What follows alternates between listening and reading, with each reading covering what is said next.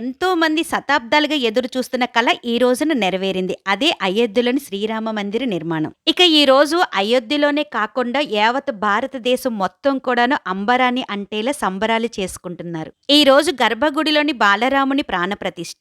ఇంతకీ ప్రాణప్రతిష్ఠ అంటే ఏంటి? అసలు ఎందుకు చేస్తారో ఇప్పుడు తెలుసుకుందాం. ఏదైనా విగ్రహ ప్రతిష్టాపన సమయంలో ఆ విగ్రహానికి సజీవంగా చేసే విధానాన్ని ప్రాణప్రతిష్ఠ అంటారు. ప్రాణప్రతిష్ఠ అంటే ప్రాణ అంటే ప్రాణశక్తి అని, ప్రతిష్ఠ అంటే స్థాపన అని అర్థం. ప్రాణప్రతిష్ఠ లేకుండా ఏ గుడిలో విగ్రహం కూడా పూజకి అర్హత లేదని నమ్ముతారు. అందుకే ప్రాణప్రతిష్ఠ ద్వారా విగ్రహానికి ప్రాణశక్తిని ప్రసరింపచేయడం ద్వారా ఆ విగ్రహం దేవుడిగా మారతారని నమ్ముతారు. అందుకే ప్రాణప్రతిష్ఠ చేస్తారు. ఇక ఈ బాలరాముని ప్రాణప్రతిష్ఠ చేసేది ఎప్పుడంటే 22వ తారీఖు అనగా ఈ రోజు మధ్యాహ్నం 12:29:08 నుంచి 12:30:32 మధ్యలో ఈ ముహూర్తం మంచిదని, ఈ 84 సెకండ్లు ఎంతో మంచి సమయంగా ఈ ముహూర్తాన్ని పెట్టారట.